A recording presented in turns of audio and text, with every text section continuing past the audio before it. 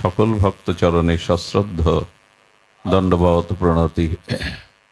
সুধীজন, পৃথিবীর সর্বাপেক্ষা প্রাচীন গ্রন্থ হল আমাদের বৈদিক সনাতন সভ্যতায় বেদ। এই বেদকে, অপরূষীয় তত্ত্বজ্ঞানকে যিনি বিভাজন করেছিলেন তিনি কৃষ্ণ দ্বৈপায়ন বেদব্যাস। ঋক ও সাম যজু, এরপরে যুক্ত হয় অথর্ববেদ। এই অপরূষীয় তত্ত্ব বা অনন্ত জ্ঞানভাণ্ডার বেদের দুটি বিভাগ, একটি হলো ব্রাহ্মণ বিভাগ আর একটি হলো সঙ্গীত বিভাগ। এই ব্রাহ্মণ বিভাগে যাগ যজ্ঞ কর্মনিষ্ঠের ব্যবস্থা, কিন্তু সঙ্গীত বিভাগ থেকে এসেছে উপনিষদ। এই সঙ্গীত বিভাগে উপনিষদে হলো জ্ঞান, তত্ত্ব, মহিমা, জ্ঞানের সহিত বিজ্ঞান এবং তত্ত্ব মহিমা। আর এই সঙ্গীত বিভাগে উপনিষদের একটি মন্ত্র আজ আমরা আলোচনার বিষয়বস্তু করছি। উপনিষদ বলেছেন, নয় আত্মা বলহীনেন ন লভ্যতে, নয় আত্মা বলহীনেন ন লভ্য। এই মন্ত্রের সরলত্ব হল আত্মতত্ত্ব উপলব্ধি বলহীনের পক্ষে সম্ভব নয়। যিনি বলবান তার পক্ষেই আত্মতত্ত্ব আত্মসাক্ষাৎকার সম্ভব। এই মন্ত্রের অর্থ তাহলে এই দাঁড়ালো, যাদের বল কম তারা আত্মতত্ত্ব উপলব্ধি করতে পারবে না, যাদের বল বেশি তারাই সেই পরমাত্মা তত্ত্ব আত্মতত্ত্বকে উপলব্ধি করতে পারবে। তাহলে এই কথাই এই প্রমাণ হলো, এই কথার অভিপ্রায় এই হলো, বাঘ ভাল্লুক হাতি এদের গায়ে বল, ওরাই পরমাত্মাকে পাবে। বলহীন লোকের পক্ষে আত্মতত্ত্ব উপলব্ধি সম্ভব নয়, বলবানের পক্ষে সম্ভব। তো হস্তি, ব্যাঘ্র, সিংহ এদের তো বলবান প্রাণী, এরাই তাহলে পরমাত্মা পাবে? বলো, তা বলা হয়নি। এখানে বলহীনেন নলভ্য, বলহীনের পক্ষে সাক্ষাৎকার বা লভ্য নয়। তাহলে বলবান কাকে বলে? এটি আমাদের জ্ঞাতব্য বিষয়। বলবান কাকে বলে? দেখুন, বল তিনটি: শারীরিক বল, মানসিক বল আর আত্মিক বল। তো ধ্যান দিতে হবে। শারীরিক বল হয় শুদ্ধ সাত্ত্বিক আহার করলে শরীর সুস্থতা এবং শরীর পুষ্টিতা পায়, সাত্ত্বিক শুদ্ধ আহারের দ্বারা। আর সৎ গ্রন্থ অধ্যয়ন, সৎ চর্চার দ্বারা মনের বল বৃদ্ধি পায়। আত্মবল বৃদ্ধি পায় একমাত্র বিশুদ্ধ ভগবানের প্রিয় সাধু সঙ্গ করলে আত্মবল বৃদ্ধি পায়। এই জন্য বলবান তাহলে কারা? বল আমাদের তিনটি দরকার: শারীরিক বল, মানসিক বল এবং আত্মবল। এই তিনটি বল ব্যতীত এই জগতে শান্তি সুখ প্রাপ্তিও সম্ভব নয়। শরীরে যে নির্বল, মনের যার বল নাই, আত্মবলটি নাই, তার দ্বারা জাগতিক সুখ সমৃদ্ধি পাওয়া সম্ভব নয়। আপনি দুর্বল হলে এখানে হরিকথা শুনতে আসতে পারতেন না, এখানে প্রয়োগ বৈশরণে আপনি বসতে পারতেন না। এই জন্য শারীরিক, মানসিক এবং আত্মিক বল, এই বলে বলবান যারা, তারাই আত্মসাক্ষাৎকারের যোগ্য, তারাই ভগবৎ প্রাপ্তির যোগ্য। আমরা শারীরিক বল নিয়ে আলোচনা করছি না, আমরা মানসিক বল নিয়ে আলোচনা করছি না। আমাদের আত্মিক বল, সেই আত্মার চেতনা, আত্মার জাগরণ, আত্মস্মৃতির উপলব্ধি, এটি আসে একমাত্র সাধু সঙ্গের দ্বারা। আচ্ছা, সাধু সঙ্গেও এই শব্দ বিভাজন করলে দুটি শব্দ সামনে আসে, সাধু, সৎসঙ্গ বলি আমরা, সাধু সঙ্গকেও বলি সৎসঙ্গ। তো সৎ যুক্ত সঙ্গ, সৎসঙ্গ শব্দ দুটি অর্থ করলে কি দাঁড়ায়? সৎ মানে যার ত্রৈকালিক সত্য আছে, যার অবিদ্যমানতা আছে, অর্থাৎ যা কখনো ধ্বংস হয় না, পূর্বে বর্তমান অতীতে চিরনবয়নমান শাশ্বত যে বস্তু তাকে বলে সৎ।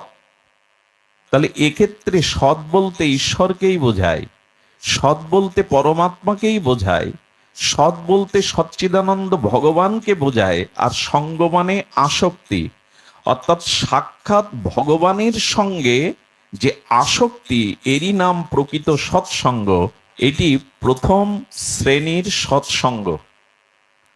কথা আরো ধ্যান দিন, সাক্ষাৎ ভগবানের সাথে যে সঙ্গ, এরই নাম সৎসঙ্গ। এটা প্রথম শ্রেণীর সৎসঙ্গ। এটি আমাদের ভাগ্যে এখনো হয়নি, হবে কিনাও জানি না। দ্বিতীয় সৎসঙ্গ, দ্বিতীয় শ্রেণীর সৎসঙ্গ কাকে বলে? খুব ধ্যান দিতে হবে। আমরা সঙ্গ করছি, হচ্ছে না কেন? আমাদের আত্মবল কেন আসছে না? বিবেক চেতনা স্বরূপ স্মৃতি কেন যাচ্ছে না? ধ্যান দিতে হবে। সৎসঙ্গের, সাধু সঙ্গের শ্রেণী আছে। সৎ মানে পরমাত্মা, সঙ্গ মানে তার সাথে আসক্তি, অর্থাৎ পরমাত্মা ভগবানের সাক্ষাৎ আসক্তির নাম প্রথম শ্রেণীর সৎসঙ্গ। এটি আপনাদের ভাগ্যে হয়েছে কিনা জানি না, আমার ভাগ্যে হয়নি, হবেও কিনা জানি না।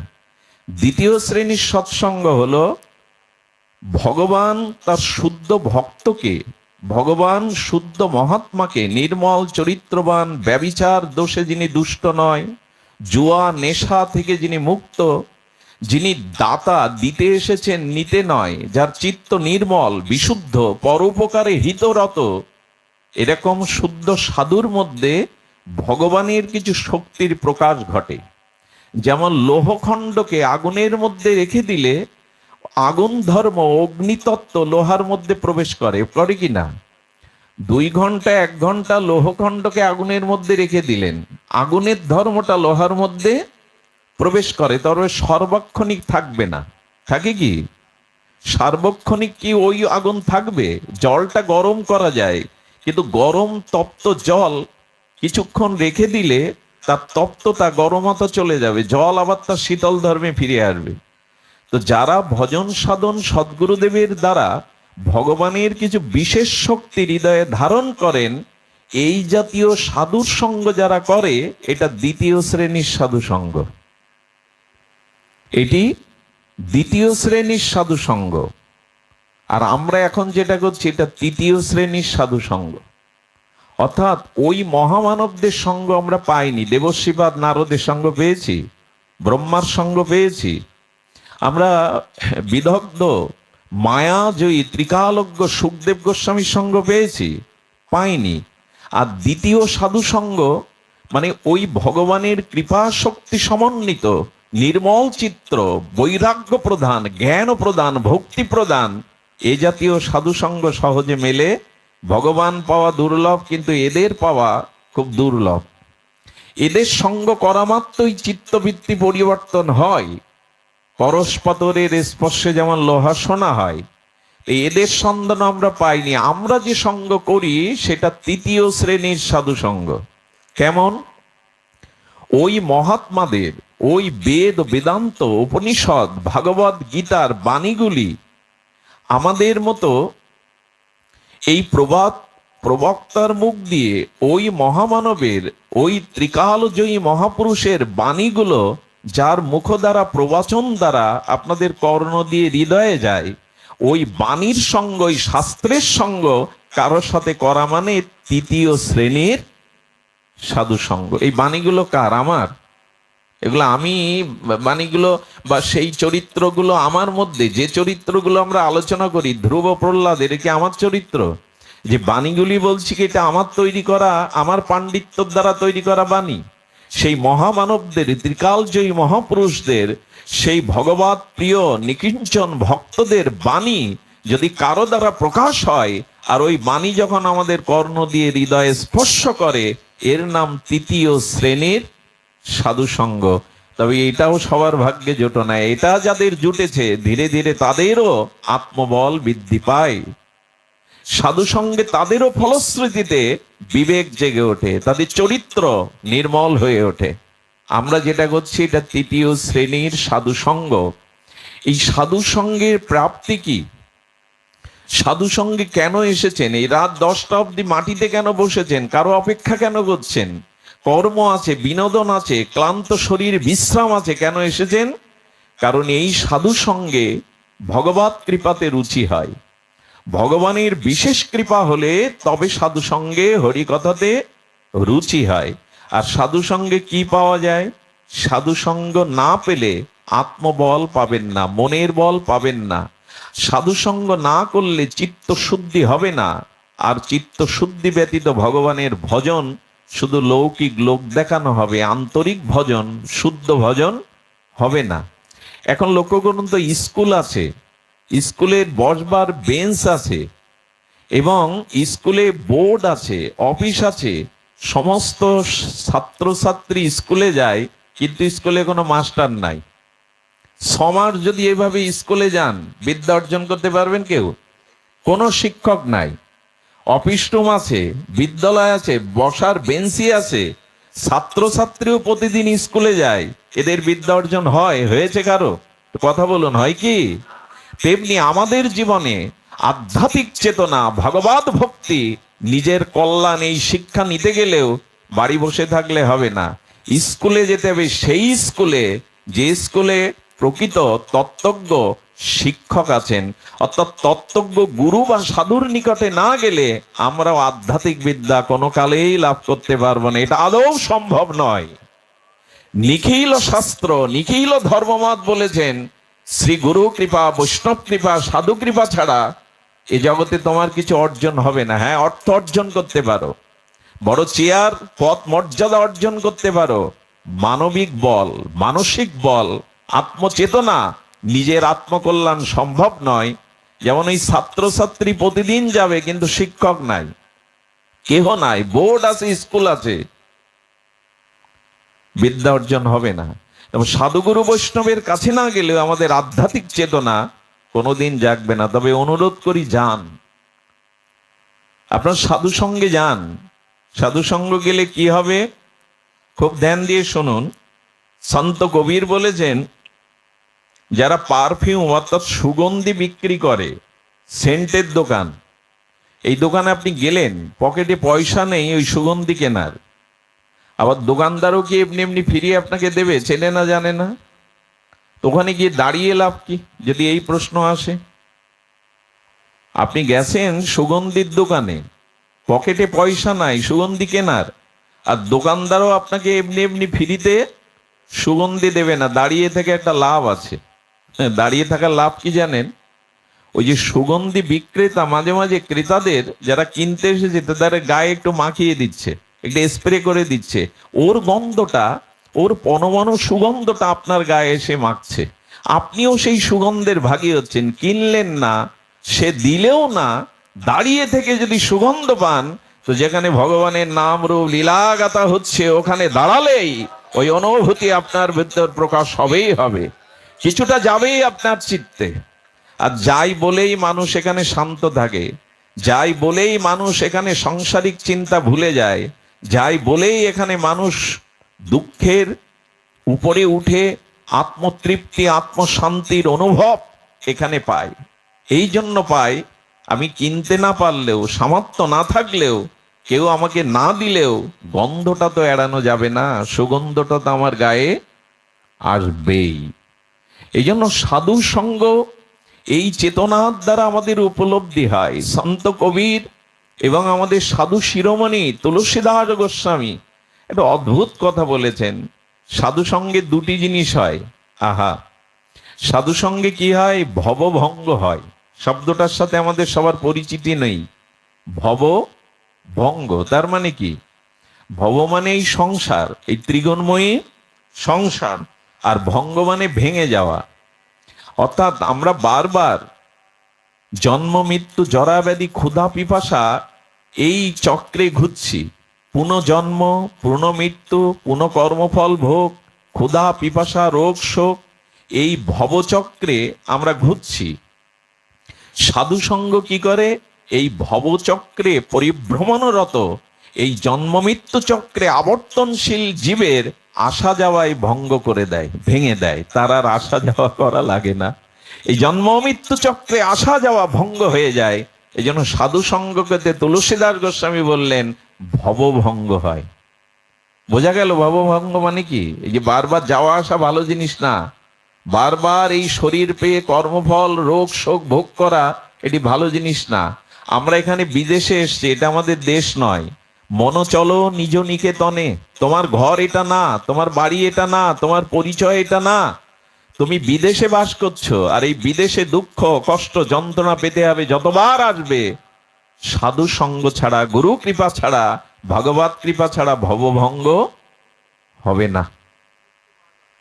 ভবভঙ্গ আসবে সাধু সঙ্গের দ্বারা। আর কি বলেছেন দেখুন, আমরা কি চাই? আমার খুব প্রিয়জন, আমার খুব শ্রদ্ধালু জন, দূর থেকে মনে হয় না ওনাকে যদি একটু স্পর্শ করতে পারতাম, তো আলিঙ্গন করতে পারতাম, মনে হয় কিনা? কোন প্রিয় বস্তু দেখলে, কোন মহাত্মাকে দেখলে, অনেক দিন পর কন্যার সাথে পিতার দেখা হয়েছে, শ্বশুর বাড়ি থেকে পিত্রালয়ে এসছে, দেখবেন বাবাকে জড়িয়ে ধরে, মাকে জড়িয়ে, কতদিন দেখিনি বাবা তোমায়। জড়িয়ে ধরে কেন? তারই তো মেয়ে, তারই তো পিতা। জড়িয়ে ধরে মানে কোন প্রিয় বস্তু, শ্রদ্ধালু বস্তু দেখলে তাকে স্পর্শ করতে, তাকে আলিঙ্গন করতে স্বাদ হয়।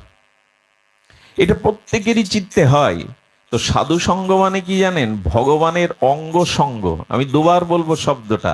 সাধু সঙ্গ মানে ভগবানের অঙ্গ সঙ্গ। পূজা পার্বণ তীর্থ পর্যটন দান ধ্যান যাগযজ্ঞ, এগুলো সাক্ষাৎ ভগবানের অঙ্গ সঙ্গ হয় না, এগুলি দ্বারা পূর্ণ হয়। এগুলি দ্বারা পাপের কিছুটা স্খলন হয়, কিন্তু সাক্ষাৎ ভগবানের অঙ্গ সঙ্গ একমাত্র সাধু সঙ্গতেই পাওয়া যায়। বলে এটা বুঝলাম না, আপনারা সাধু সঙ্গ করছেন, ভগবানের অঙ্গ সঙ্গ হয়ে যাচ্ছে। বলে তুলসীদাস গোস্বামী বলছেন কিভাবে হচ্ছে শুনুন, খুব ধ্যান দিন। খুব মার্মিক কথা বলেছেন তুলসীদাস গোস্বামী। সাধু, আচ্ছা আমার জামাটা, এটা শান্তদা মাঝে মাঝে জামা তৈরি করে দেয় আমারে, ওই জামাই পরে আসি। জামাটা আমার অঙ্গে আছে না বাইরে থেকে অঙ্গে দিয়েছি? বস্ত্রটা কাপড়টা বাইরে থেকেই তো অঙ্গে দিয়েছি, নাকি অঙ্গে ওটা ছিল? কাপড় সাথে নিয়ে আসি জন্মাবার সময়, বাইরে থেকে নিতে হয়েছে কিনা? তেমন পূজা পার্বণ যাগযজ্ঞ তীর্থ পর্যটন বাইরে থেকে সঙ্গ হয়, আর সাধু সঙ্গ সরাসরি ভগবানের অঙ্গ সঙ্গ হয়। বলে কেমন করে হয়? দৃষ্টান্ত নিন। দৃষ্টান্তে বলছে সরাসরি অঙ্গ সঙ্গ কি করে হয়। ভগবান বলেছেন দেখো, আমি মালা বদল করে ফেলেছি। বিবাহেতে বরবধূ মালা বদল করে, তোমার হৃদয় আমার হোক, আমার বলে বটে, তবে হয় না। 1 বছর যেতে যেতেই ডিভোর্স বা মামলা বটে, হয় না। সারা জীবন একসাথে থেকেও মনের মিল হয় না, যদিও বলে। কিন্তু ভগবান বললেন আমি নকল করে বলিনি, আমার মনটা বদল হয়ে গেছে, বিনিময় হয়ে গেছে। ভগবান বলছেন সাধুকে আমি আমার মন দিয়েছি, আর সাধুর মনটা আমি নিয়ে নিয়েছি। বোঝা গেল? সাধুর মনটা আমি নিয়ে নিয়েছি, আর আমার হৃদয়টা আমি সাধুকে দিয়ে দিয়েছি। কোন শুদ্ধ ভক্তকে গোবিন্দ তার হৃদয় দিয়ে দিয়েছেন, সেই সাধুর সঙ্গ যদি হয়, তাহলে ভগবানের হৃদয়ের সঙ্গ পাচ্ছেন কিনা আপনি? আপনি হৃদয়ের সঙ্গ পাচ্ছেন কিনা? এখন প্রশ্ন হচ্ছে, তুমি যে এত সাধু মহিমা বলছো, খুব যুক্তি দিয়ে সুন্দর শব্দমালা সাজিয়ে, এখন বলো সাধু চেনার উপায় কি? কে সাধু? এই প্রশ্ন কিন্তু আসবে। তুমি যা বলছো, তো সেই সাধু কোথায় পাবো তার লক্ষণ বলে দাও। লক্ষণ শুনুন এবং খুব ধ্যান দিয়ে শুনুন। ভাগবত শ্রবণের জন্য একটা যোগ্যতা দরকার। যদি এই যোগ্যতায় আপনি বসতে পারেন, তবে আমি নিশ্চিত বলতে পারি আপনার কিছুটা কিছুটা আত্মিক কল্যাণ হবেই, ভগবত ভক্তি হবেই। সেই যোগ্যতা কি রূপ? সেই যোগ্যতা হলো, আপনি একটা কাপড় রাঙাতে চান, একটা বালতিতে আবির রং গুলেছেন, গেরুয়া রং গুলেছেন।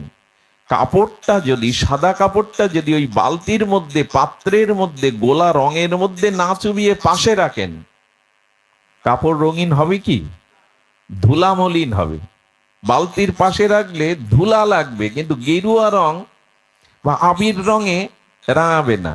সাধু সঙ্গে এসেছি, সমস্ত শ্রদ্ধা মন প্রাণ ইন্দ্রিয় যদি ওই সাধুরূপ হরিকথার পাত্রের মধ্যে ডুবিয়ে দিতে পারি নিজেকে, তবে রং লাগবে, না হলে পাশে রাখলে রং লাগবে না। আমরা অনেক সময় পাশেই থাকি, এসছি, ঘুমাচ্ছি, ঝিমাচ্ছি, কি বললাম পরেক্ষণে মনে থাকে না। আরে রংটা তো কিছুকাল থাকে কাপড়ে, নাকি চুবালে? কাল সকালে শুনবেন আপনি কি শুনে এসছেন, মনে নেই, ভালো লেগেছিল কথাগুলো, রং লাগেনি, শ্রদ্ধা উপযুক্ত কাজ করেনি, মন আপনার শরীর এখানে ছিল, মন এর মধ্যে যায়নি, এই জন্য রং লাগেনি। রং লাগাতে হবে, ওর ভেতরে ডুব দিতে হবে। যুক্তি তর্ক নিয়ে বসলে এখানে হবে না, অশ্রদ্ধা নিয়ে বসলে এখানে হবে না, ইন্দ্রিয় মন অন্যদিকে গেলে হবে না। কিছুটা যোগ্যতার প্রয়োজন। এক রাজসভায় একজন 3টি মূর্তি নিয়ে গেছেন। 3টি মূর্তি একই সাইজের, একই উপাদান দিয়ে তৈরি। রাজার কাছে বলছেন, আপনি এটা যদি ক্রয় করেন, বলো দেখে তো পছন্দ হয়েছে, দাম চড়াও। বলে প্রথম মূর্তির দাম তেমন কিছু নাই, পরের মূর্তিটার দাম এর থেকে অনেক বেশি, আর তৃতীয় মূর্তিটা দেখিয়ে বলছে এটা এর থেকে আরো মূল্য বেশি। রাজা বললেন, মন্ত্রী আপনি বুদ্ধিমান, আচ্ছা আমি একই সাইজের একই উপাদানে দেখছি দাম তরতম কেন, একটু দেখো তো।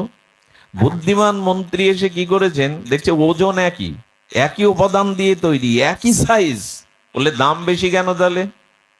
একই আয়তন হলে, একই উপাদান হলে, একই ওজন হলে একই তো দাম হওয়ার কথা, দাম বেশি কম কেন?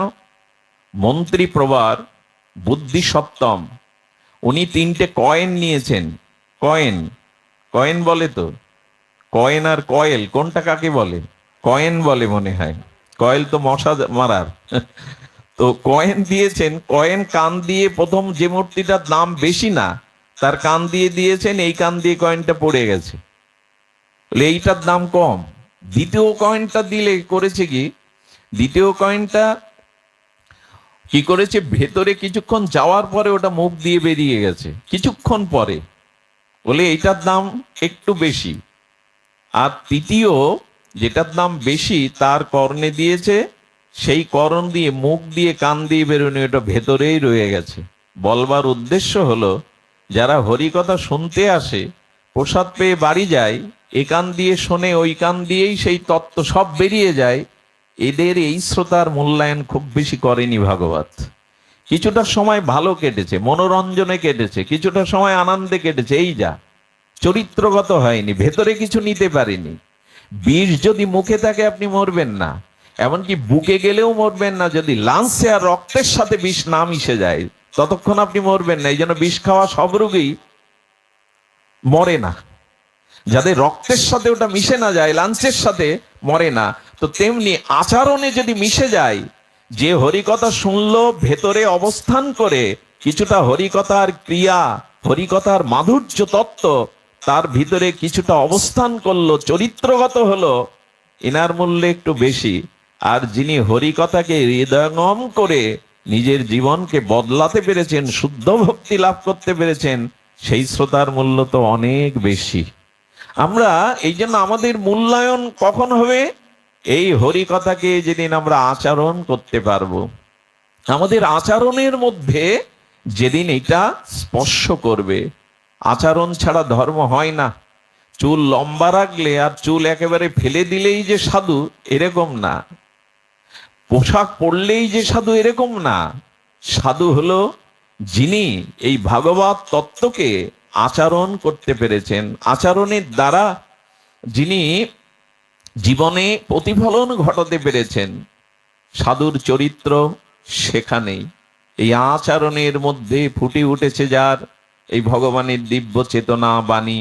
মহাপ্রভু এই জন্য বললেন, আপনি আচারী ধর্ম জীবেরে শেখাও।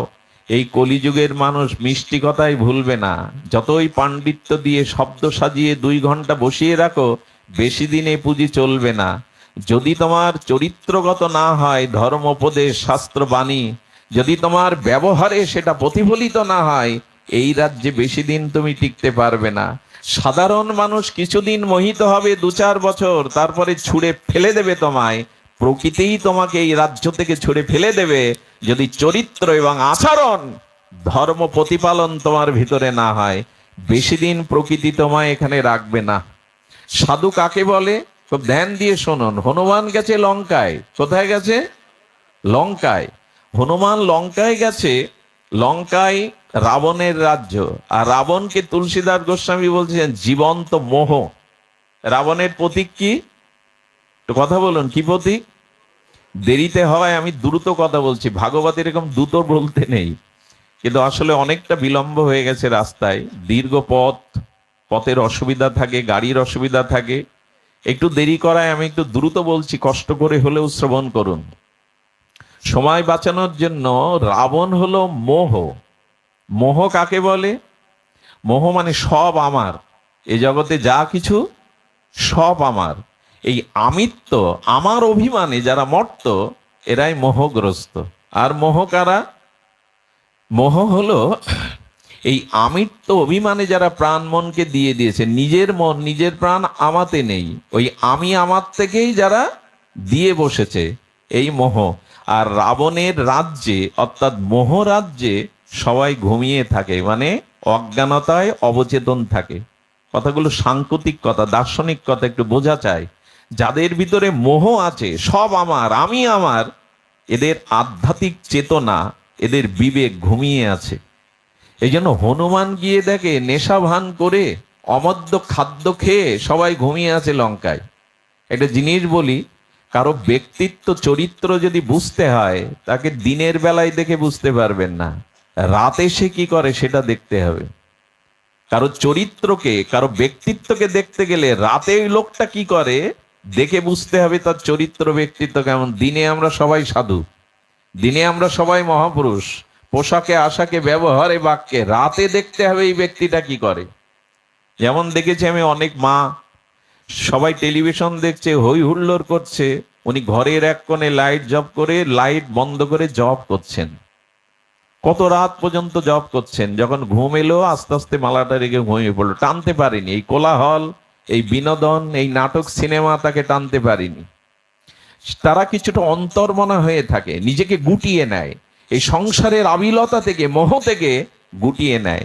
লঙ্কায় হনুমান দেখলো সবাই নেশা ভান করে আমোদ ফুর্তি করে নাক ডাকিয়ে ঘুমাচ্ছে, কিন্তু লঙ্কার মধ্যে উনি দেখলেন একজনের বাড়ির সামনে বৃন্দাজি, তুলসী দেবী, এবং তার ঘরের দুয়ারে শ্রী ভগবানের নাম লেখা, শ্রীরাম নাম লেখা। উনি বুঝলেন এই মোহগ্রস্ত অজ্ঞানতম, অজ্ঞানে নিদ্রিত এই রাজপুরীর মধ্যে এই ঘরটাতেই যাওয়া যায়। হনুমান আর কোথাও জায়গা পেল না। কার ঘরে গেল জানেন? বিভীষণের ঘরে। বিভীষণ বসে বসে রামজিকে স্মরণ করত, ভগবানের ভজন করত। বাইরে বলতে পারত না, রাবণের নিষেধ, রামের নামও নেওয়া যাবে না, শত্রু। তো উনি কি করতেন? আচ্ছা, রামের নাম নেওয়া যাবে না, রাম নাম লিখেছে, রাবণেতে কিছু বলেনি। রাবণের নিষেধ ছিল আমার শত্রুর নাম, এবং রাবণ মৃত্যুর দিন ছাড়া রাম নাম মুখে নেয়নি। কি জিজ্ঞাসা করতো জানেন চরেরদের কাছে? ওই বনবাসী তপস্বী কি করছে? কারো কাছে রামের সংবাদ নিতে গেলে বলছে ওই বনবাসী তপস্বী কি করছে, রাম বলতো না।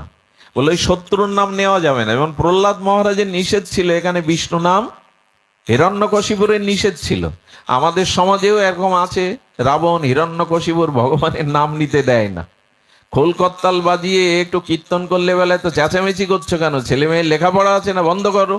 এদের কাছে হরিনাম চেঁচামেচি, তো এরাও সহ্য করতে পারে না। রাবণ তো যায়নি, রাবণ আছে, হিরণ্যকশিপুর আরো বেড়েছে। এখন যুধিষ্ঠিরের সন্ধান পাবেন না, কিন্তু দুর্যোধনের সংখ্যা অনেক সমাজে, এদের পাবেন। তো এরা বন্ধ করে দেয়।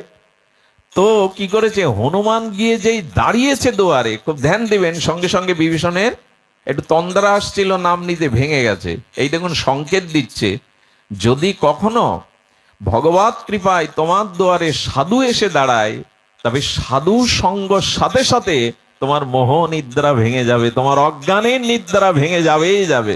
বিভীষণ জেগে উঠল। বিভীষণ কখন জাগে? দুয়ারে যখন হনুমান আসে। হনুমানের মতো দাস্য ভক্তের পরাকাষ্ঠে জগতে দ্বিতীয় নাই। শ্রী হনুমানজি দাস্য ভক্তের পরাকাষ্ঠ, হনুমানের মতো জ্ঞানী মধ্যে অগ্রগণ্য।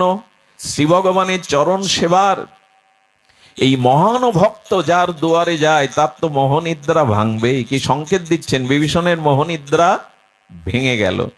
বিভীষণের সামনে ব্রাহ্মণ পরিচয় গিয়েছিলেন। বিভীষণ দেখেই বললেন, আপনাকে দেখে মনে হচ্ছে আমি ভগবান দর্শন করছি। এই দেখুন, সাধু সঙ্গ কাদের সাথে করলে হয়? যে সাধুর প্রতি মনে মনে শ্রদ্ধা নেই তার সঙ্গ করে আপনি কিছু পাবেন না, বরঞ্চ অপরাধে জড়িয়ে যাবেন। শ্রদ্ধা না থাকলে কি হয়, ওই সাধুর হাজার সুন্দর তত্ত্ব কথার মধ্যে একটা কথা মনে হয় এই কথাটা উনি ঠিক বলেননি, এই কথাটা উনি ভালো বলেননি, ওইটাই নিয়ে চলে যায়। এই জন্য যার প্রতি শ্রদ্ধা নেই, আনুগত্য নেই, তার সঙ্গ করার দরকার নেই, দূরে থাকুন, তাহলে বাঁচবেন অপরাধ থেকে। এই জন্য শ্রদ্ধা না থাকলে কোনো কর্মই আপনার কল্যাণ, জ্ঞান, ভক্তির অধিকারী করবে না। এই জন্য শ্রদ্ধালু সাধুর মুখেই হরি কথা। তো বিভীষণ বলছেন, আপনাকে দেখে আমার ঘুম ভেঙে গেল, তন্দ্রা চলে গেল, মনে হচ্ছে আপনি ভগবানই। হনুমান কি পরিচয় দিল জানেন? আপনি ভগবান ভাবছেন না, পরিচয় দিল আমি ভগবানের দাসানুদাস। এই দেখুন, সাধু হতে গেলে কতটা দন্য থাকতে হয়, তার মধ্যে কতটা দীনতা থাকতে হয়। বললেন আমি প্রভুর দাসের অনুদাস, আমার নাম হনুমান, তবে আমার নাম আর মুখে নিবেন না। বললেন আমার নাম যে নেয় সেই দিন তার ভাগ্যে আহার জোটে না, নিজেকে এরকম নিচে নামালেন। আমার নাম যে নেয় তার সেদিন আহার জোটে না, এই জন্য আমার নাম নিয়েন না। ভক্ত হতে গেলে, সাধু হতে গেলে আপনার প্রথম পরিচয় আপনার মধ্যে কতটা দীনতা আছে, দৈন্যতা আছে, কারণ দীনতাই হলো ভক্তি রক্ষার কবচ। আচ্ছা, আপনি যদি ওই বাঁশ দিয়ে, কঞ্চি দিয়ে, বেড়া দিয়ে একটা বাগান আটকাতে চেষ্টা করেন গরু বাছুর ছাগলের হাত থেকে, বেড়াটা ভেঙে গরু বাছুর যায় কিনা ভেতরে? কিন্তু যদি কংক্রিট দিয়ে, অর্থাৎ পাথরের খ দিয়ে বড় উঁচু প্রাচীর করে দেন, ঢুকতে পারবে? হাতিও ঢুকতে পারবে ওর মধ্যে? তো ভজন রক্ষা করার এই কংক্রিটের প্রাচীর হলো নিজের ভিতরে দন্য। সর্বগুণে গুণান্বিত হয়েও যিনি হনুমানের মতো বলতে পারেন যে আমার যে নাম লয় সেদিন তার আহার জোটে না, আমার নাম নিবেন না, ইনি ভক্ত। কবিদাস কৃষ্ণ গোস্বামী চৈতন্য চরিতামৃতে বলেছেন, মোর নাম যে লয় তার পূর্ণ ক্ষয়, আমার নাম যে নেয় তার পূর্ণ ক্ষয় হয়ে যায়। আরে বাবা, কত বড় ধন্য দেখিয়েছেন! মোর নাম যে লয় তার হয় পূর্ণ ক্ষয়।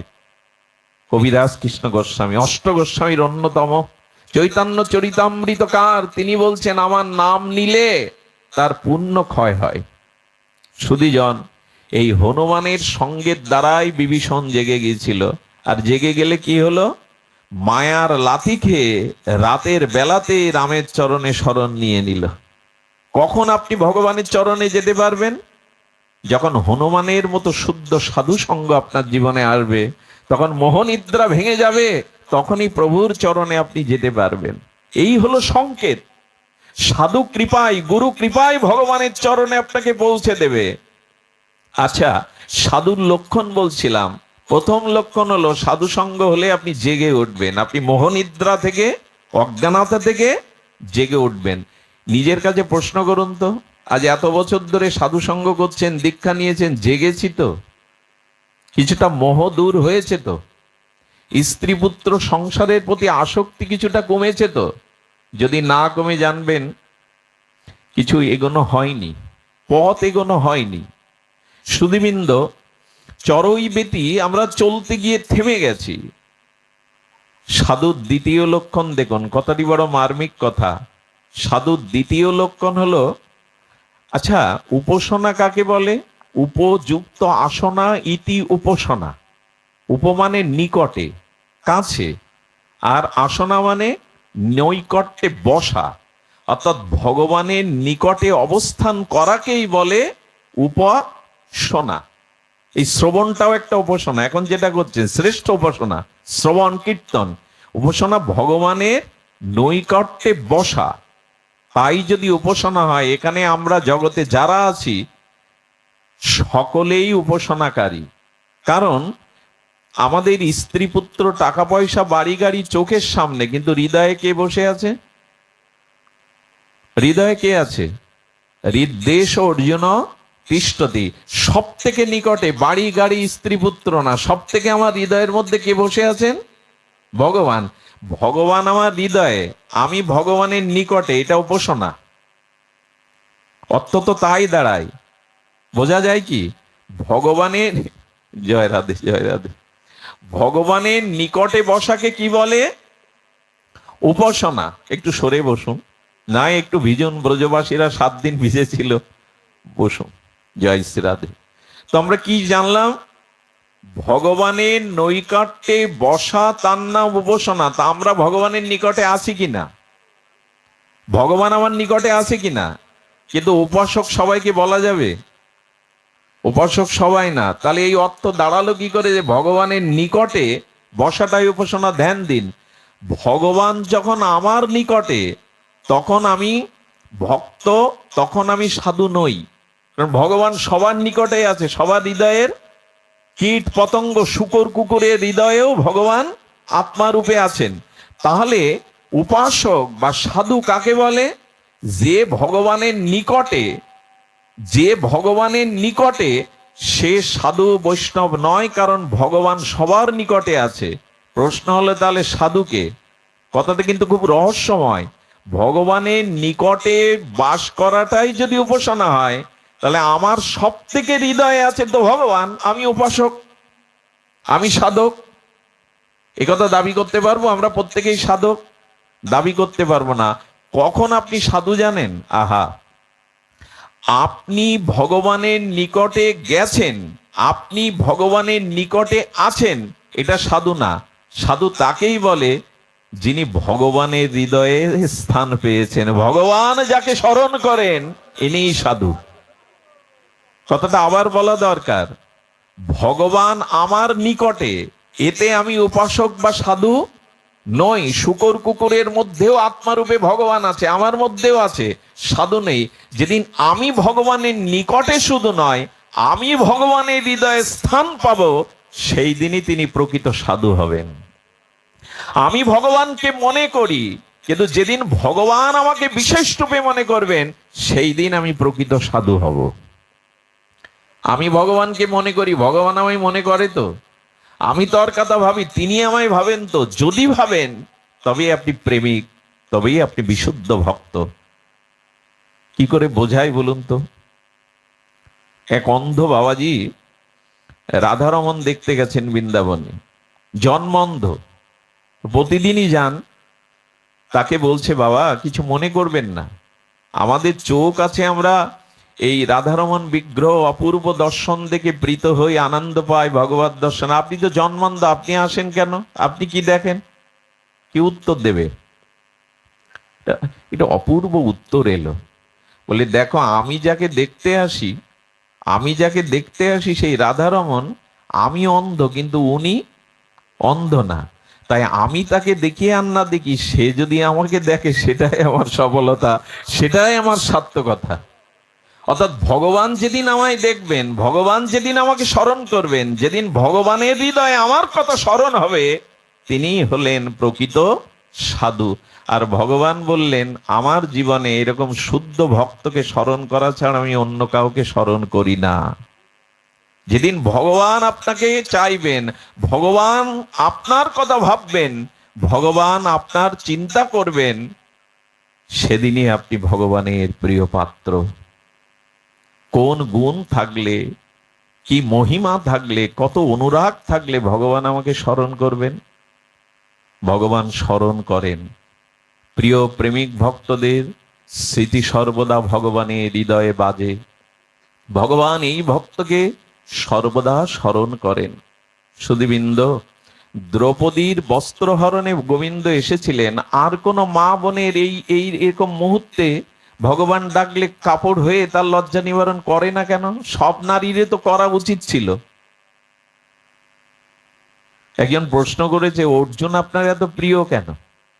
তার রথের সারথি হলেন আপনি, তার ঘোড়ার জল খাওয়ালেন, রথটা মুছতেন, তা আপনি কেন ড্রাইভার হতে গেলেন অর্জুনের? কি গুণ ওর?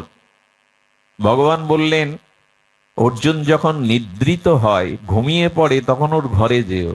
কেন রথের সারথি হয়েছি? তো একজন পরীক্ষার জন্য অর্জুন নিদ্রিত, ঘুমন্ত, গিয়ে কি দেখলেন জানেন? অর্জুনের প্রতিটি লোমকূপ দিয়ে, অর্জুনের প্রতিটি নিঃশ্বাস দিয়ে একটা দিব্য শব্দ বেরিয়ে আসছে, কৃষ্ণ কৃষ্ণ কৃষ্ণ। অর্থাৎ শয়নের মধ্যেও অর্জুনের নিঃশ্বাস প্রশ্বাস কৃষ্ণকেই স্মরণ করছে। বুঝতে পারলেন কেন অর্জুনের ভগবান সারথি হলেন, কেন এত প্রিয়। আহা, অর্জুনকে সামনে দেননি ভগবান, পিছনে দিয়ে। সারথি কোথায় বসে? যোদ্ধা থাকে পেছনে, সারথি সামনে।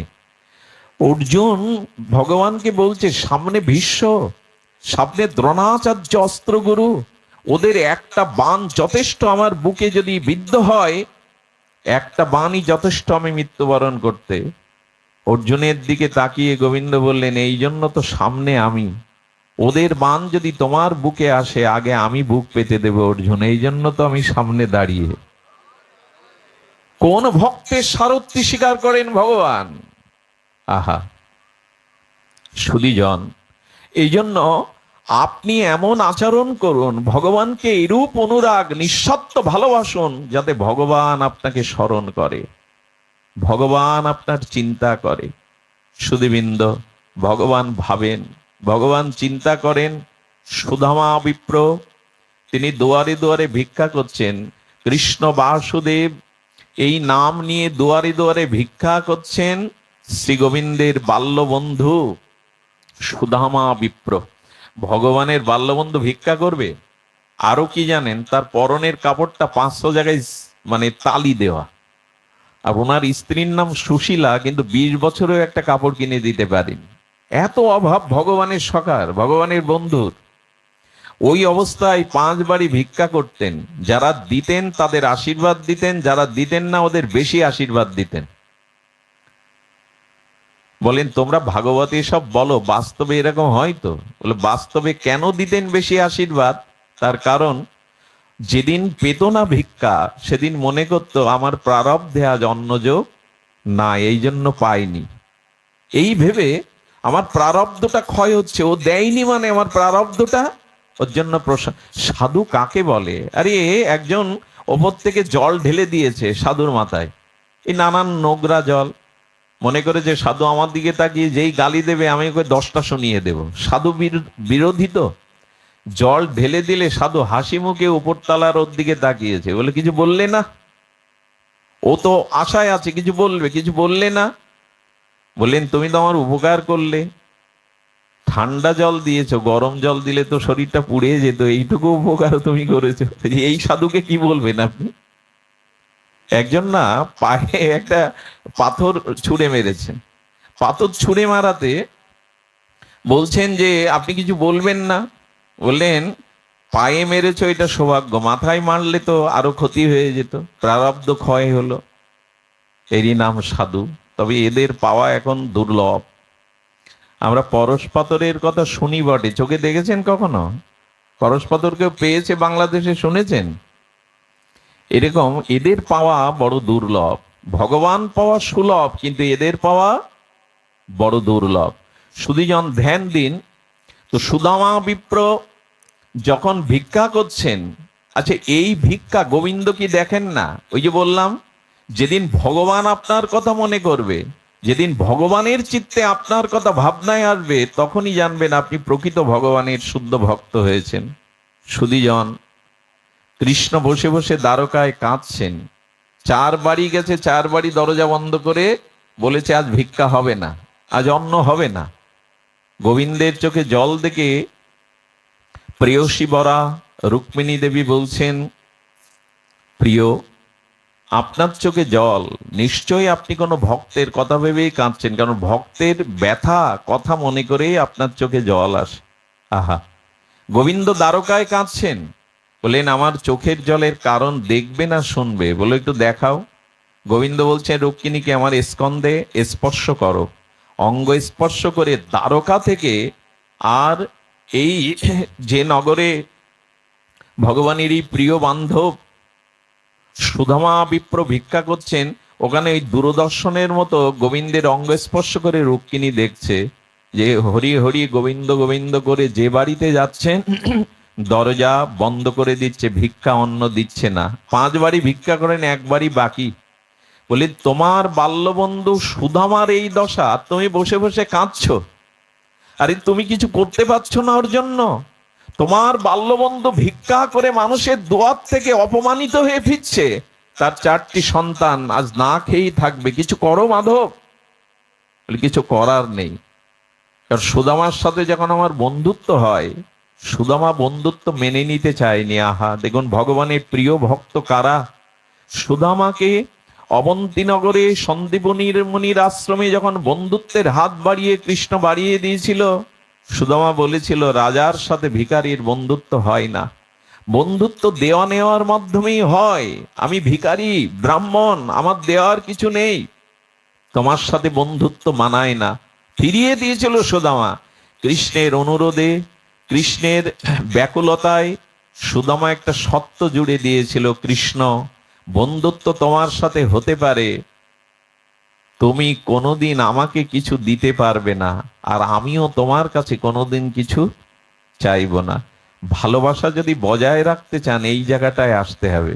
শুদ্ধ ভক্তি যদি চান, তাহলে চাওয়া পাওয়া স্বার্থ যদি মাঝখানে দেয়াল উঠে যায়, সামান্য একটা কালো পর্দা এখানে টানিয়ে দিন, না আমি আপনাদের মুখ, না আপনারা আমার মুখ দেখতে পারবেন, একটা কালো পর্দা। আর ভগবান আর ভক্তের মধ্যে যদি অসংখ্য চাওয়া পাওয়া, সুন্দরী রমণী দাও, ঐশ্বর্য দাও, মৃত্যুর পরে মুক্তি দাও, যশ খ্যাতি দাও, এতগুলো পদ্মা আপনি দেখবেন কি করে ভগবানকে? বললেন তোমার কাছে না আমি কিছু চাইবো মরে গেলেও, বা তুমি আমাকে কিছু দিতে পারবে না, এই সত্যে যদি রাজি থাকো তবে বন্ধুত্বের হাত বাড়াতে পারি। এটাই শুদ্ধ ভক্তি। চাওয়া পাওয়া যেখানে না, এখানে এখানে প্রীতি আসে না, এখানে প্রেমের সফলতা আসে না। বরঞ্চ এক কাজ করো, চেয়েও না পারলে দিয়ে যাও, সর্বস্ব দিয়ে যাও। তবে যারা দিতে শেখে তাদের পাওয়াটাই আসে। যারা দিতে শেখেনি, কুয়ো থেকে যত জল তুলবেন কুয়ো তত জল সাপ্লাই দেবে। 2 বছর কুয়োর জল তোলা বন্ধ করুন, কুয়ো বুঝে যাবে। দিতে পারলেই তার পাওয়া আসে, যে দিতে পারে না, দেওয়ার জন্যই তো জগৎ। একটু একটু মিলিয়ে নিন তো, নদীর জল কি নদী নিজে পান করে না অন্যের জন্য? গাছের ফল, বৃক্ষের ফল কি বৃক্ষ নিজে আস্বাদন করে না অন্যের জন্য? গাভীর বাটের দুগ্ধটা কি গাভীর জন্য না বৎস বা অন্যের জন্য?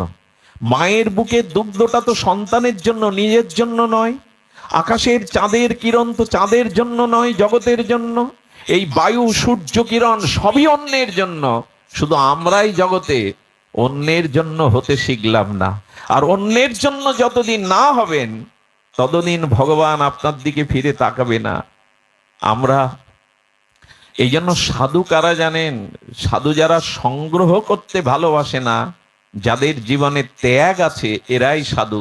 ভোগীকে আজ পর্যন্ত কেউ সাধু বলেনি, কোনো শাস্ত্রই বলেনি। ভোগীকে আজ পর্যন্ত কেউ সাধু বলেনি। স্বামী বিবেকানন্দ মনে আছে, চিকাগোয় যাওয়ার আগে 500 টাকা ওনার জন্য এই জাহাজ ভাড়া তুলেছিল। ঠাকুরের আদেশ পায়নি বলে ওই 500 টাকা আবার ফিরিয়েও দিয়েছিল। স্বামীজি যখন গিয়েছিলেন তার হাতে পয়সা কড়িও ছিলেন না, চিন্তা করতে পারেন। সেই সময় চিকাগো শহরে বিশ্ব ধর্ম সভায় তার হাতে কিছুই নেই। কোথায় থাকবেন, কি খাবেন, তার কাছে কোনো ডলার নাই। কে তাকে বিশ্ব জয় করতে শেখালো? আসলেই যারা দিতে জানে, ত্যাগ বৈরাগ্য জানে, এরাই জগৎকে বীর ভোগ্য বসুন্ধরা, এরাই বীর। ত্যাগীরাই জগতে কিছু পায়। ত্যাগ ছাড়া আজ পর্যন্ত কিছু হয়নি। ভোগীদের দিকে দৃষ্টি ফিরিয়ে নেয় সকলেই। যখনই দেখবেন যে আপনার কাছে আমার কিছু চাওয়া পাওয়ার স্বার্থ আছে, তখনই বিবেক থেকে, চিন্তা থেকে, শ্রদ্ধার আসন থেকে আপনি নেমে পড়বেন। আর আপনাকে শ্রদ্ধার আসনে কেউ বসাবে না। এই জন্য সাধু জীবনটা ত্যাগ ও বৈরাগ্যের। নেওয়ার জন্য সাধু না, দেওয়ার জন্যই সাধু। এটাই চরিত্র। তো সুদামা বলেছিল তুমি দিতে পারবে না। রুক্মিণী দেবীর চোখে জল। প্রভু, তোমার এমন প্রিয় বাল্য বন্ধু বান্ধব 4 বাড়িতে ভিক্ষা করে কিছু পায়নি, অপমানিত ফিরে যাচ্ছে, এ আমি দেখতে পাচ্ছি না। গোবিন্দ কাঁদছেন দ্বারকায় বসে, কিছু করার নেই। রুক্মিণী সে দিতে চাইলেও নেবে না। সুধীবৃন্দ, রুক্মিণী দেবী হৃদয় বিগলিত হলো, দ্রবীভূত হলো। বলো, রুক্মিণী তুমি তো জগৎ লক্ষ্মী, পারো তো, তোমার হৃদয় যদি কাঁপে, ওকে কিছু দাও। বলে, দেব প্রভু, দেব আমি, আজ ওকে কিছু দেব। পঞ্চম দুয়ারে যখন মাধব বলে ভিক্ষা চেয়েছে, ওই দুয়ারি বলতে যাবে ভিক্ষা হবে না, কিন্তু রুক্মিণী দেবীর করুণায় কৃপায় হৃদয় দ্রবীভূত হয়ে তাকে একটু পরমান্ন দিয়েছিলেন। আর এই পরমান্নটা রাস্তায় আনতে গিয়ে রাজার সেনারা অশ্ব আহরণে যখন যাচ্ছে, অশ্বের আঘাতে পড়ে যায় সুদামা। সেই পরমান্নগুলো রাস্তায় ছড়িয়ে যায়। একটি কুকুর এসে সেই পরমান্ন যখন পাচ্ছে, তখন দ্বারকার দিকে মুখ করে এই সুদামা বিপ্র স্তুতি করে বলেছিল, মাধব, হে সখা, তোমার কত করুণা, কত দয়া। বাড়িতে 4টি সন্তান অপেক্ষা করে আছে, পিতা এক মুষ্টি আনবে, মুখে দেবে। স্ত্রী অপেক্ষা করে আছে দরজায়, সন্তানের ক্ষুধা তৃষ্ণায় কাতর, মা মা বলে খেতে চাইছে, আর সেই অন্ন কুকুর খাচ্ছে। তাতে গোবিন্দকে স্তুতি করছেন। কোন ভক্তের কথা ভগবান ভাবেন, কোন ভক্তের কথা ভেবে ভগবানের চোখে জল আসে, ভগবানের হৃদয়ে কোন ভক্তের আসন। বললেন, রুক্মিণী দেবী বললেন, কুকুর খাচ্ছে, তোমাকে ধন্যবাদ দিচ্ছে। বাহ, কেন দিচ্ছে জানো রুক্মিণী? সুদামার মুখে শোনো। দূরদর্শনের মতো দেখাচ্ছেন। সুদামা বলছেন, আমার প্রারব্ধে, আমার সন্তানের প্রারব্ধে আজ অন্নযোগ নাই, কিন্তু আমার দ্বারা এমন একটি প্রাণীর সেবা তুমি করিয়ে নিলে, আমার হাতে দিয়ে আবার সেবা করিয়ে নিলে ভগবান। এটাই তোমার কাছে কৃতজ্ঞতা যে আমার দ্বারা একটি প্রাণীর সেবা হলো আজ। এদের কথা ভগবান ভাববে না তো আমার কথা ভাববে? এদের দিকে চেয়ে ভগবানের চোখে জল আসবে না তো আমার কথা ভাববে? বিষয় বাসনায়, অহংকার কামনায় ডুবে আছি, আমার কথা ভগবান ভাববে? ভাববে না। ভগবান সকলের হিতকারী, ভগবান সকলের কল্যাণকারী। সূর্যের কিরণ যেন কাউকে অপেক্ষা করে না, সবাইকে সমভাবে বন্টন করে। ভগবানের নিরপেক্ষতা তেমনি। কিন্তু উনি বলেছেন, ভক্ত নিষ্কিঞ্চন শুদ্ধ প্রেমিক ভক্তকে আমি তার কথা ভাবি। সে যেমন নিত্য নিরন্তর আমার কথা ভাবে, তেমনি আমি তার কথা ভাবি। শুধু ভক্তগণ, এই জন্য ভক্তকে ভগবান যেদিন ভাববেন, ভক্তের কথা স্মরণ করে গোবিন্দের চিত্তে যেদিন বিগলিত হবে, সেই দিনই জানবেন আপনার ভক্তি, আপনার সাধু মহিমা, আপনার ভগবত ভক্তি ভগবান গ্রহণ করেছেন। ভগবান আমার কাছে আছেন এটা বড় কথা না, আত্মরূপে তো আছেন। আমি যেন ভগবানের হৃদয়ে স্থান পাই। ভগবান এরূপ ভক্তের কথা ভাবেন। মনে আছে, সুরদাস পদ লিখত, অসুস্থ অবস্থায় যখন প্রাণ ত্যাগ করবে, আর শ্রীনাথজি এসে বলছেন, তোমার শেষ ইচ্ছা কিছু আছে?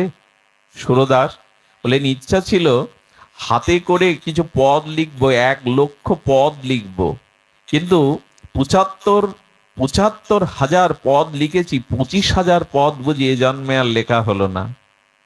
শ্রীনাথজি মৃদু হেসে বলছেন, সুরদাস, ভক্তের ইচ্ছা তো আমি অপূর্ণ রাখি না। তোমার জানা নাই, তোমার অজান্তে 25,000 পদ আমি নিজে রচনা করে এসেছি তোমার খাতায়। 25,000 পদ আমি নিজে রচনা করে এসেছি। সুরদাসের যত পদ আছে, 1,00,000-এর অধিক পদ, তার 25 পদ ভগবান নিজে হাতে লিখেছিলেন। আরেকটি ঘটনা বড় বিরল, আপনাদের জানা আছে। ভক্তকবি জয়দেব এই কেন্দ্রবিল্লু গ্রামে অজয় নদীর তীরে, এই বিখ্যাত আমাদের গীত গোবিন্দের রচয়িতা জয়দেব, এই জয়দেবের গীত গোবিন্দ না শুনলে জগন্নাথ ঘুমায় না। জয়দেবের গীত গোবিন্দ আজও শুনিয়ে ভগবানকে ঘুম পাড়ানো হয়, বিশ্রাম দেওয়া হয়। জগন্নাথ পুরীতেই এই নিয়ম, অনেক মন্দিরে এই নিয়ম, গীত গোবিন্দ শুনবেন তবে ভগবান বিশ্রাম যাবেন। জগন্নাথ দেবের মন্দিরে একবার পূজারী দেখছেন প্রতিদিন নূতন পোশাক পরাতে গিয়ে দেখে গতকালকের পোশাকটা ফাড়া, ছিঁড়ে যায় প্রতিদিনের। বলে, কাটাই বেঁধে বা কোনো লোহার বস্তুতে বেঁধে কাপড় এভাবে ছেড়ে, জগন্নাথের কাপড় প্রতিদিন কিভাবে ছেড়ে? উনি চিন্তায় পড়ে গেলেন। রাজাকে বললেন, জগন্নাথের চরণে কোনো সেবা অপরাধ হচ্ছে, ওনার বসনটা ফাড়া থাকে প্রতিদিন। রাজা বললেন, খেয়াল করো তো জগন্নাথ কোথাও যায় কিনা। কি বলবো আপনাদের, সকালবেলা প্রভাতে একটি বালিকা তার পিতার ফুলের বাগানে ফুল তুলতে তুলতে গীত গোবিন্দ গীত করে। ভগবান সঙ্গীত বড় ভালোবাসেন। সে সঙ্গীত যদি ভজন হয়, সঙ্গীত আবার সব সঙ্গীত না, ভজনই সঙ্গীত, অর্থাৎ মহাজনের পদ পদাবলী তাকে বলে ভজন। একটা ভক্তিগীতি গাইলেন, সেটা ভজন নয়। আমাদের চণ্ডীদাসের, জয়দেবের, আমাদের ঠাকুর মশাইয়ের পদগুলোই, প্রেমানন্দের পদগুলোই ভজন। অনেক ভাগবত অনুষ্ঠানে আমি একটা গান গাইবো বলে জুড়ে দেয় পরীক্ষিত বালার গান, এগুলো ভজন না, এগুলো গান হতে পারে, গীত হতে পারে। মহাজনের পদ পদাবলী হলো নিজের মন গড়া কল্পিত কোনো জিনিস গাইতে নাই ভগবতে, কারণ এখানে ভগবান শুনতে আসেন, শ্রবণ করতে আসেন। ভগবান মহাজনের ভক্তের পদ পদাবলী ছাড়া অন্য কিছু শোনেন না। দাদাজি এখন কীর্তন করেন, এনাদের মতো শুদ্ধ ভক্তের কীর্তন ভগবান শ্রবণ করেন। কীর্তনে রস থাকতে হবে, মহাজনের পদ পদাবলী থাকতে হবে। গীত গোবিন্দ সেই বালিকাটি কীর্তন করেন, আর জগন্নাথ মন্দির থেকে দৌড়ে ওই ফুলের বাগানে যান। আর ওই গীত গোবিন্দের সঙ্গীতের সুর আবেশে এমন মজে যান, জগন্নাথের বস্ত্রটা কাঁটায় লেগে কখন ফেড়ে ছিঁড়ে যায় জগন্নাথ নিজেও জানেন না। আরে পূজারী দেখছে এই বালিকার গীত গোবিন্দের রস আলাপে জগন্নাথ মন্দির থেকে ফুলের বাগানে কাঁটাই বেঁধে তার বসন ছিঁড়ে যায়। কতটা আবেশ! সেই দিন রাজা মেয়েটাকে ডাকলেন, কিরে মা, তোর হৃদয়ে এত ভক্তি, জগন্নাথ তোর সঙ্গীত শুনতেই বাগানে গিয়ে প্রতিদিন কাপড় ফেলে ছিঁড়ে যায়। আজ থেকে এই আসনে বসে জগন্নাথের সামনেই তুই গীত করবি। আজও ওই নিয়ম, আজও জগন্নাথের বিশ্রামের আগে ওই পরম্পরায় গীত গোবিন্দ শোনানো হয়। ভগবান হরিকথা কেমন ভালোবাসে জানেন? প্রিয়াজি মহারাজ বৃন্দাবনে লালজির আশ্রমে ভক্তমাল গ্রন্থ পাঠ করছিলেন। এই ভক্তমাল গ্রন্থ পাঠ করতে করতে এবছর যেখানে বিশ্রাম দেওয়া হয়, বিশ্রাম দিয়ে উনি চলে গেছেন প্রচারে। আগামী বছর এসে যখন পাঠ শুরু হবে, তখন উনি বলছেন, আমি কোথা থেকে গত বছর রেখেছিলাম আমার মনে নাই। আপনারা যারা গত বছরের শ্রোতা বলতে পারেন আমি কোথায় পাঠ দেখেছিলাম, সেখান থেকে শুরু করব। সবাই নীরব। নিয়ম হলো যেখান থেকে পাঠ রাখতে হয়, পরবর্তীতে পাঠটা সেখান থেকেই সূচনা করতে হয়। তো উনি যখন বলতে পারছেন না, বিশ্বাস করুন কি অভূতপূর্ব, সাক্ষাৎ গোবিন্দ বিগ্রহ থেকে বলে উঠলেন, গতবার তুমি এই চরিত্রই বিশ্রাম দিয়েছিলে, এবার ওখান থেকেই শুরু করো। প্রিয়াজিকে বলছেন ওখান থেকেই শুরু করো। সেই দিন থেকে লালাজি জানতেন, কেউ না শুনুক আর শুনুক, যার কথা যেখানে ভক্ত চরিত্র গুণগাথা হয় ভগবান শুনে মনে রাখেন। আগামী বছর বলছেন ওখানেই বিশ্রাম দিয়েছিলেন, ওখান থেকে শুরু করুন।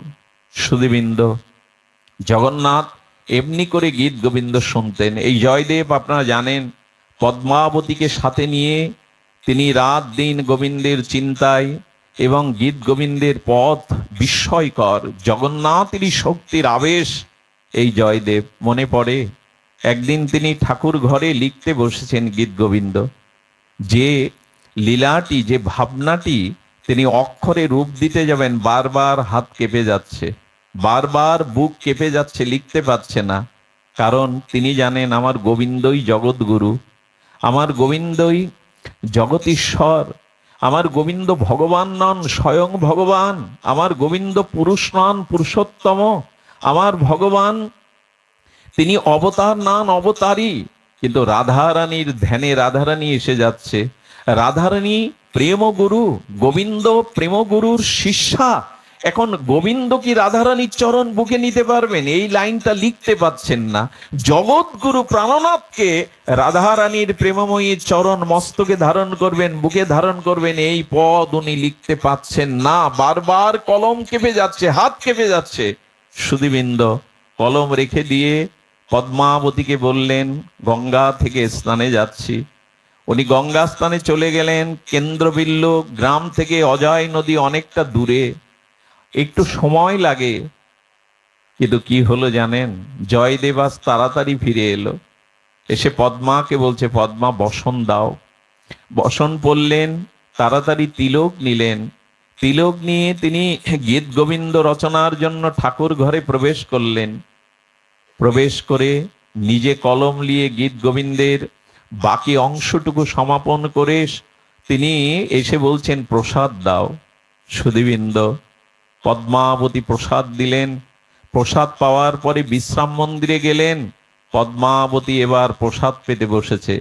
ঠিক যখনই প্রসাদ পেতে বসেছে, ও সুধীবৃন্দ, কোনো ভাগবতে যদি কোনো মহতের আগমন ঘটে, সেই অনুষ্ঠান পূর্ণতা পায়। আপনারা জানেন আমাদের মাঝে আমাদের বাবা রাহুল কৃষ্ণ দাস বাংলাদেশের অন্যতম একজন শ্রেষ্ঠ প্রচারক, যুবকদের যিনি হ্যামিলনের বাঁশিয়ালার মতো নাচিয়ে ভগবতমুখী করেছেন, কীর্তনমুখী পাঠমুখী করেছেন। ওনার সবগমনকে আমরা সবাই জয়ধ্বনি মঙ্গলধ্বনি দিয়ে বরণ করি, এবং ওনার সাথী যারা এসছেন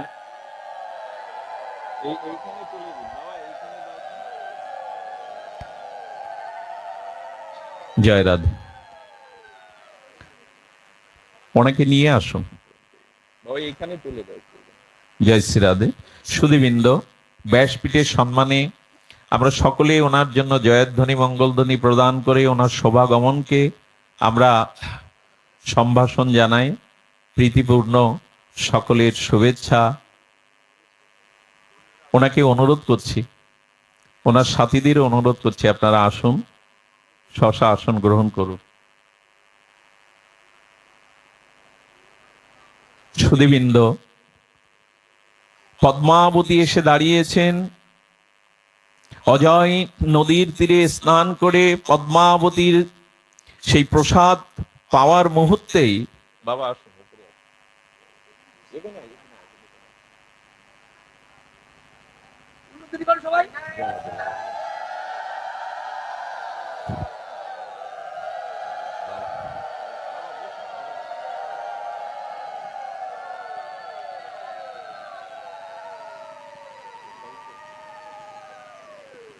সুধীবৃন্দ, ব্যাসপীঠের একটি নিয়ম আছে, যদি গুরু মহারাজও আসেন ব্যাসপীঠ থেকে উঠতে নেই, এটা ব্যাসপীঠের সম্মান। এই জন্য আমি বসে থেকেই তাকে অভিবাদন জানালাম। ব্যাসপীঠের একটি নিয়ম আছে, এখানে যদি গুরু মহারাজও আসেন ব্যাসপীঠ থেকে ওঠার নিয়ম নেই, বসে থেকেই সম্ভাষণ, অভিনন্দন, অভিসঞ্চিত করা উচিত।